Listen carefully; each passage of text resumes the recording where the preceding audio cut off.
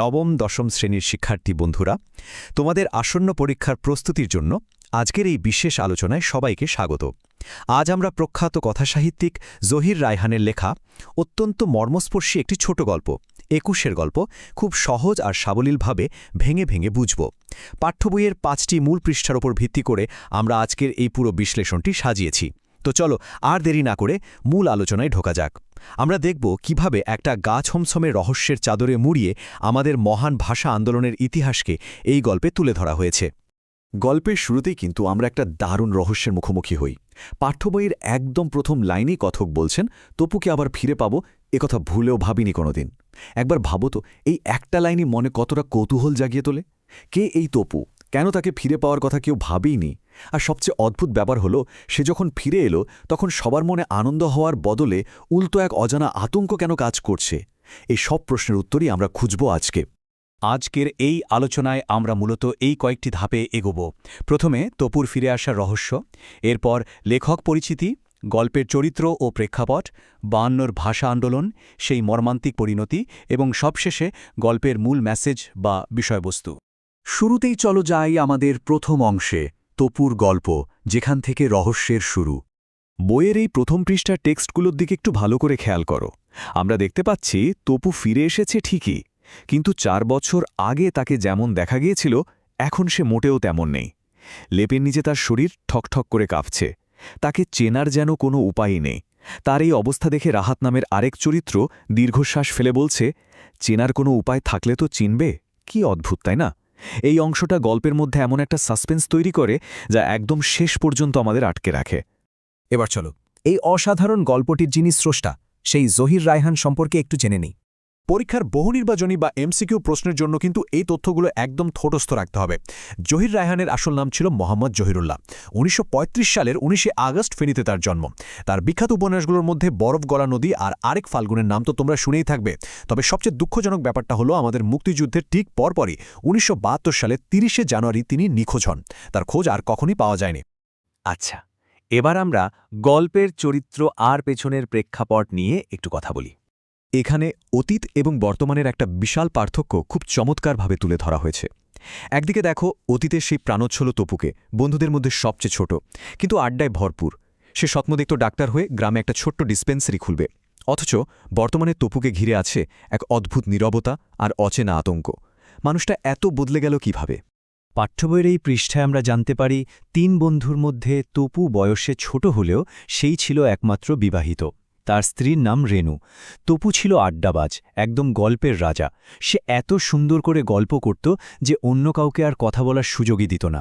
একটু চিন্তা করো, এই প্রাণবন্ত মানুষটার সাথেই কিন্তু গল্পের শুরুতে লেপের নিচে কাঁপতে থাকা সেই নিশ্চুপ তপুর তুলনা করা হয়েছে। এখানে একটা দারুণ ক্লু আছে। তপুর একটা বিশেষ শারীরিক বৈশিষ্ট্য ছিল। জন্ম থেকেই তার বাঁ পা ডান পায়ের চেয়ে ঠিক ২ ইঞ্চি ছোট ছিল, যার কারণে দূর থেকে তার খুঁড়িয়ে হাঁটা চোখে পড়ত।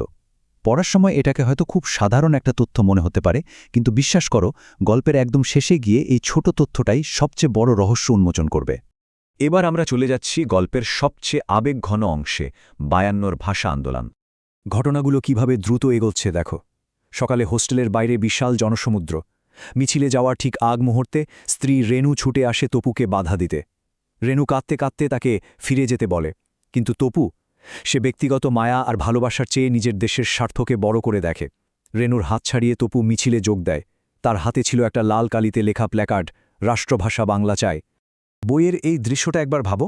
চারদিকে উত্তাল জনসমুদ্র, রাহাত স্লোগান দিচ্ছে আর তপু হাতে প্ল্যাকার্ড নিয়ে সবার সামনে হাঁটছে। রেনুর সেই করুণ মুখের দিকে তাকিয়ে কথকের মায়া হলেও তপু সেদিন দেশের ডাকে সাড়া দিয়ে সবকিছু পেছনে ফেলে নির্ভয়ে এগিয়ে যায়। এরপর মিছিলটি যখন হাইকোর্টের মোড়ে পৌঁছায়, ঠিক তখনই হঠাৎ করে পরিস্থিতি বদলে যায়। আচমকা গুলির শব্দ, চারপাশের মানুষ যখন ভয়ে দিকবিদিক পালাচ্ছে, তখন দেখা যায় তপু মাটিতে লুটিয়ে পড়েছে। তার কপালের ঠিক মাঝখানে একটা গোল গর্ত, যেখান থেকে ফিনকি দিয়ে রক্ত ঝরছে। মিলিটারিরা এসে তার মৃতদেহটি ট্রাকে তুলে নিয়ে যায়। একটা তরতাজা প্রাণের এই আকস্মিক আত্মত্যাগ সেদিন সবাইকে একেবারে স্তব্ধ করে দিয়েছিল। এরপর আমরা দেখব সেই মর্মান্তিক পরিণতি আর সেই লুকিয়ে থাকা সত্যকে। ঘটনার ৪ বছর পার হয়ে গেছে। হোস্টেলে কথক এবং রাহাতের রুমে এক নতুন রুমমেট আসে। সে অ্যানাটমি বা জীবদেহের গঠন নিয়ে পড়াশোনা করে। এই ইংরেজি শব্দগুলোর বাংলা অর্থগুলো কিন্তু খেয়াল রাখবে। তো পড়াশোনার জন্যই সেই ছেলেটি একটা মানুষের কঙ্কাল বা স্কেলিটন এবং একটা মাথার খুলি বা স্কাল নিয়ে আসে রুমে। গল্পের সবচেয়ে বড় টুইস্টটা কিন্তু এখানেই। নতুন রুমমেট যখন খুলিটা বের করল, হঠাৎ রাহাতের নজর যায় সেই খুলির দিকে। রাহাত তো দেখে একদম চমকে ওঠে। খুলির কপালের ঠিক মাঝখানে একটা গোল গর্ত। ঠিক 4 বছর আগে একদম একই জায়গায় গুলি লেগেছিল তপুর। উত্তেজনায় কাঁপতে থাকে সবাই। রাহাত তড়িঘড়ি করে খুলিটা হাতে তুলে নেয়। সন্দেহ দূর করার জন্য সে সাথে সাথে কঙ্কালের পায়ের হাড়গুলো মেলাতে শুরু করে। আর তখনই সেই চরম মর্মান্তিক সত্যটা বেরিয়ে আসে। বাঁ পায়ের টিবিয়া ফিবুলা হাড় দুটো ডান পায়ের চেয়ে ঠিক 2 ইঞ্চি ছোট। আর কোনো সন্দেহই রইল না। মিলিটারিরা যে মৃতদেহ গুম করেছিল, 4 বছর পর সেই তপুই আজ কঙ্কাল হয়ে ফিরে এসেছে তাদের মাঝে। গল্পের শুরুতে লেপের নিচে যে কাঁপতে থাকা অবয়বের কথা বলা হয়েছিল না, সেটা আসলে কোনো জ্যান্ত মানুষ ছিল না, ছিল এই কঙ্কালটি। সবশেষে চলো দেখে নিই পাঠ পরিচিতি আর গল্পের মূল মেসেজটা আসলে কি। বইয়ের শেষ পৃষ্ঠার এই পাঠ পরিচিতি অংশটা পরীক্ষার জন্য দারুণ জরুরি। এখানে স্পষ্টভাবে বলা হয়েছে যে এটি একটি ফার্স্ট পার্সন ন্যারেটিভ বা উত্তম পুরুষের জবানিতে লেখা গল্প। 3 বন্ধুর সম্পর্কের ভেতর দিয়ে মূলত ভাষা আন্দোলনকালীন বাংলাদেশের রূঢ় বাস্তবতাকে এখানে ফুটিয়ে তোলা হয়েছে। তপুর মতো অসংখ্য তরুণের বুকের তাজা রক্তের বিনিময়ে আজ আমরা আমাদের মাতৃভাষায় কথা বলতে পারছি। পরীক্ষার উত্তরের জন্য এই চারটা খুব কাজে আসবে। অনেকেই হয়তো ভাবতে পারো এটা ভূতের গল্প, কিন্তু একদমই না।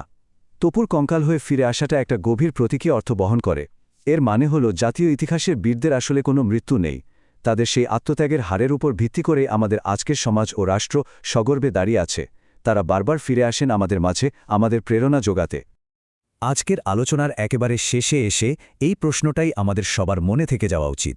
দেশের জন্য যারা প্রাণ দেন, তারা কি কখনো সত্যিই হারিয়ে যান?